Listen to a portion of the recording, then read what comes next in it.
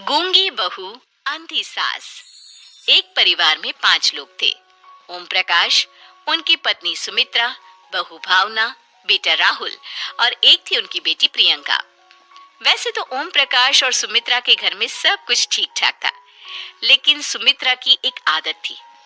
घर में कुछ भी गलत या सही हो तो वो किसी से कुछ नहीं कहती। और भावना स्वभाव की इतनी सीधी सादी थी कि अगर कोई उसके साथ गलत भी करता तो भी वो उसे कुछ नहीं कह पाती। इसी के चलते प्रियंका और राहुल घर में मनमानी चलाते रहते, क्योंकि घर को संभालने वाली औरतें इस तरह से रहती थी जैसे वो गूंगी और अंधी हो। माँ, मैं अपनी सहेलियों के साथ पिकनिक पर जा रही हूँ। ठीक है बेटा, चली जाओ। और मुझे आने में रात हो जाएगी, देर से ही आऊंगी मैं। अच्छा, कोई बात नहीं बेटा। अरे भावना, तुमको एक बार में समझ में नहीं आता क्या? नाश्ते में फिर से पराठे बना के रख दिए। कितनी बार तुमसे कहा है कि मेरे लिए ढंग का नाश्ता बनाया करो। ठीक है जी, आगे से ध्यान रखूंगी। अरे ये बहू से किस तरह से बात कर रहे हो तुम राहुल? अरे तो और क्या करूं पापा, इसको कही बात एक बार में समझ में ही नहीं आती। सुमित्रा, तुम अपने बेटे को समझाती क्यों नहीं? बहू से बात करने का ये क्या तरीका है? अरे जिसकी जैसी मर्जी आए करो, मुझे क्या। भावना बेटा, तुम भी तो कभी कुछ कहा करो। इस तरह क्यों सबकी बातें सुनती रहती हो? कोई बात नहीं पापा जी, सब ठीक है। रात को काफी देर तक प्रियंका घर नहीं आती और जब वापस लौट कर आती है तो एक लड़की के साथ बाइक पर बैठकर। सुमित्रा और भावना दोनों ही प्रियंका को लड़की के साथ देख लेते हैं। आज तो जोर से डांट पड़ने वाली है, लेकिन मैं डर क्यों रही हूँ? माँ तो सब कुछ देखकर भी अंधी बनी रहती है। और रही बात भाभी की, वो किसी को कुछ नहीं बताने वाली। कहने को भगवान ने आवाज दी है, लेकिन गूंगी है गूंगी। अरे प्रियंका बेटा, इतनी रात को कॉलेज से लौट कर आ रही हो? कहाँ गई थी तुम? पापा, वो सहेली के घर पर थी, पढ़ाई करने के लिए रुक गई थी। अच्छा, ठीक है, जाओ अपने कमरे में जाओ और सो जाओ। सुमित्रा ने अपनी बेटी को एक लड़की के साथ इतनी रात को आते देखकर भी उससे कुछ नहीं कहा और भावना ने भी इस बारे में किसी से कोई बात नहीं की। कुछ दिनों के बाद मामा जी का फोन आया था। उन्होंने प्रियंका के लिए कोई रिश्ता ढूंढा है। लड़के वाले उसे देखने आ रहे हैं। अरे मुझे नहीं करनी शादी वादी, किसी लड़की को बुलाने की कोई जरूरत नहीं है। ये तुम क्या कर रही हो प्रियंका बेटा? तुम्हारी शादी की उम्र हो चली है और तुम्हारे मामा जी ने बहुत अच्छा रिश्ता बताया है। पापा, अब जिद क्यों कर रहे हैं? और आप क्यों मेरी मर्जी के खिलाफ शादी कराना चाहते हैं? अरे माँ, इसको समझाइए ना। आपकी बेटी, आप तो बस चुपचाप सब कुछ होते हुए भी देखती रहती हैं। अरे तो क्या कहूँ, और मेरे कहने से क्या हो जाएगा?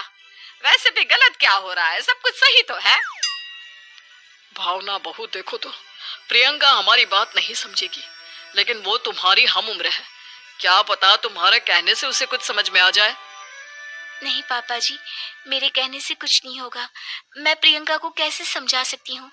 वो ननद है मेरी, कहीं मेरी किसी बात का बुरा मान गई तो? सुमित्रा और भावना में से कोई भी प्रियंका को कुछ नहीं समझाता। इस बात से राहुल और ओम प्रकाश जी दोनों ही परेशान हो जाते हैं।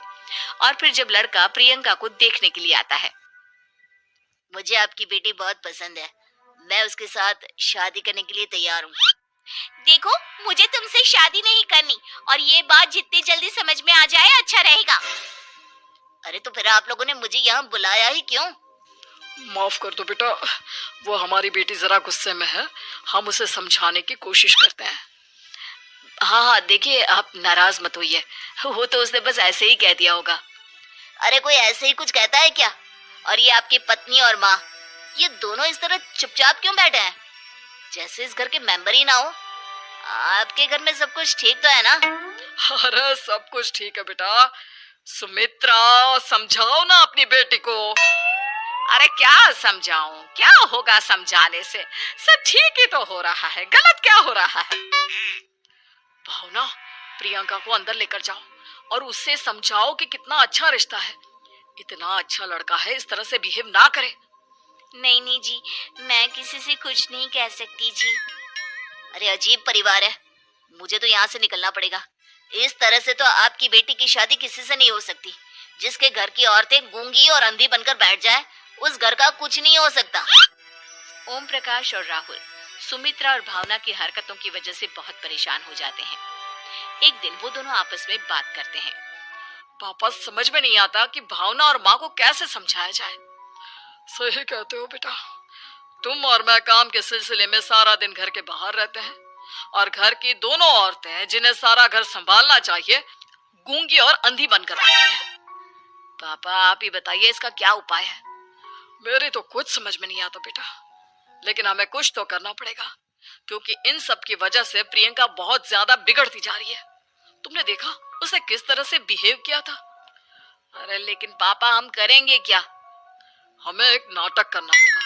कुछ दिनों के लिए हम भी गूंगे और बहरे बन जाते हैं, उसके बाद इन दोनों औरतों को अकल आएगी। हाँ पापा, शायद आपकी बात ठीक है। हम दोनों हर बार बात को संभाल लेते हैं और इसी वजह से माँ और भावना कुछ भी करने की कोशिश ही नहीं करते। और फिर अगले दिन, भावना, नाश्ते में क्या बनाया है? जी पराठे बनाए हैं। मेरे लिए पोहा बना दो। अच्छा जी ठीक है, अभी बना देती हूँ जी।